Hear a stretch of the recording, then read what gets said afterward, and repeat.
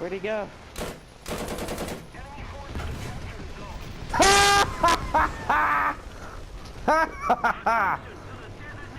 You're fucking hilarious.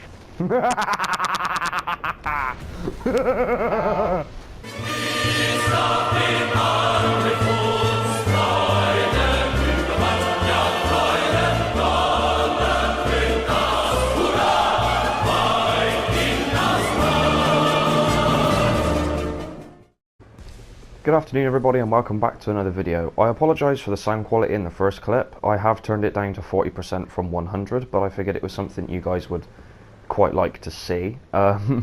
Definitely the most effective kill I've ever had in the Challenger and the most amusing. I know my mic isn't amazing and I know it crackles quite a bit. Some sound quality in some videos is better than others because reasons. I've tried having the mic in several different positions. The way I'm sitting has been different in several different videos. And yet it seems to change every single time. There's no way of making it absolutely perfect. Nowadays I more or less just try and settle for talking normally, as I am now, and hoping that the sound quality is half decent, which generally it is, to be fair. I mean, for the cheapy PS4 mic that you get with the console when you first buy it, it's not terrible. But obviously I could do better than this. It's still on the cards to get a new mic, don't worry about that, but I will cross that bridge when I get to it, and hopefully it will make an improvement when I do get there. Anyway, moving on.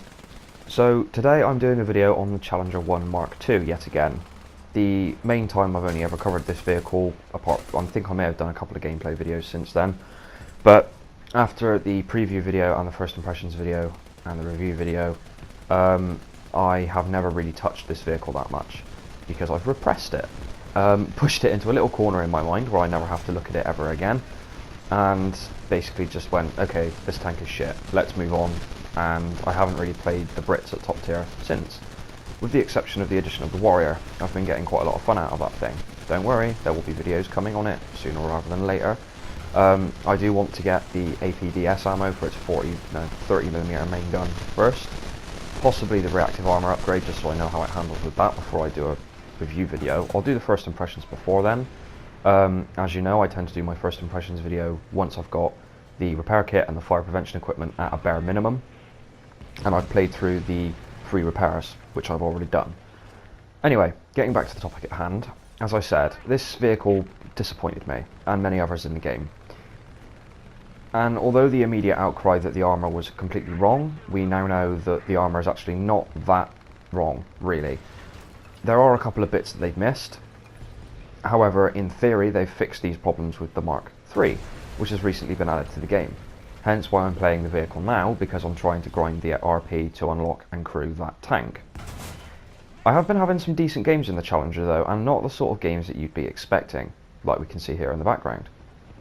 Generally, the Challenger is a sniper. You use it on a map where you've got a lot of wide open terrain, like Maginot Line for example. You sit it on a hill, and you use your good 10 degrees of gun depression to snipe at enemy tanks with only your turret exposed. And that tends to work reasonably well for the most part.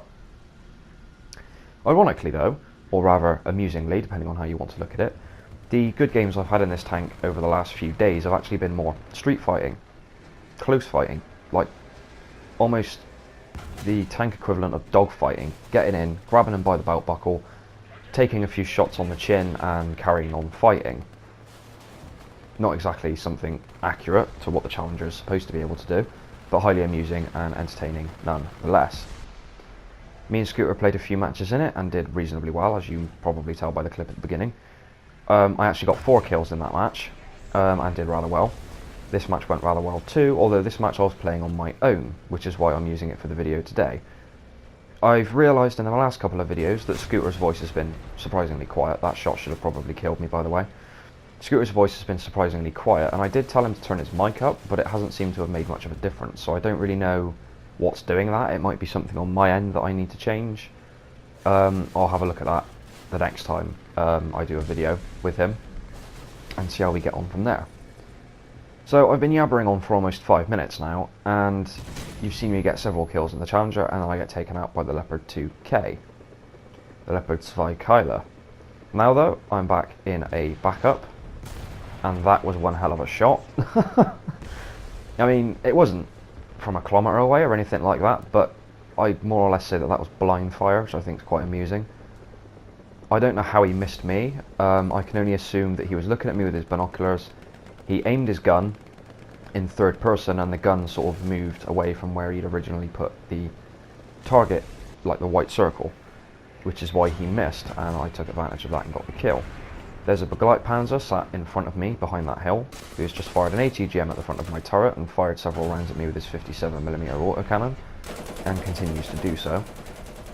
I can't back up because my track's knocked out, and I know that there's not much point in shooting at him because the most I'll do is take out his gunner, which, while it would stop him from killing me, or at least stop him from shooting at me, there's no guarantee, and I might just waste a shot for another target that pops up in the meantime.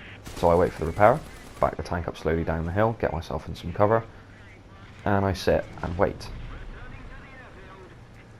One of the things the Challenger I don't think is given enough credit for is its reverse speed. It really can get out of a situation quite well, which is one of the reasons I think it makes a really good hilltop sniper, is because you can just roll back down into a crest and cover yourself. You don't have to worry about getting return fire. You pop up, take your shot, roll back down. By the time you've got back into cover, depending on the range you're shooting at, your shot has landed. You can look at the shot camera in the top right hand corner of the screen and judge how you need to adjust your aim. Of course, if you don't get a shot camera, that means you've missed entirely, which is where things get a little bit more complicated. Very nice ammo rack there, hitting the carousel on that T64, I think that was. It might have been a T80. The kill feed I can't really see in this screen because it shrinks the bloody video screen down, but whatever. First world problems, Red. First world problems. Yes, yes, I know. So, let me ask you this. Do you guys think that the Mark III Challenger is actually going to make any difference? My initial instinct is no, primarily because despite the ERA and the extra armour it's got on it, most people, as we know, fire Sabo, thin stabilised discarding Sabo, at this tier.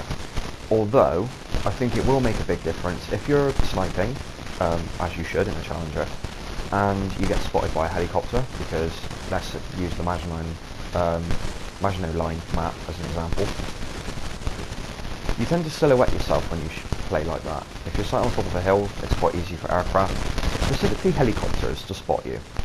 And what do helicopters love firing from 3 kilometers away in a place that you can't see them and can't shoot back at them? ATGMs. Although that's a whole other video in and of itself. I think the reactive armour might actually help in that regard. How much of a help it will actually be, I have no idea. Naturally, I will play the Challenger Mark III and I will review it when I've unlocked it. I haven't re-bought my premium time yet, however, so my progress towards it has been very, very slow. I haven't managed to get out of 6.7 for the Italians yet, which is something I'm going to continue working at. Although, to be honest, playing 6.7 Italian constantly is getting a little bit boring, hence why I decided to play British. So, chances are the next video is probably going to be a warrior video, with any luck. We'll have to see how that goes. I do have the warrior on my lineup with my Mark III Challenger, so I'll continue to play both consecutively, or together. What I've been doing is playing the Challenger first, and then the warrior afterwards.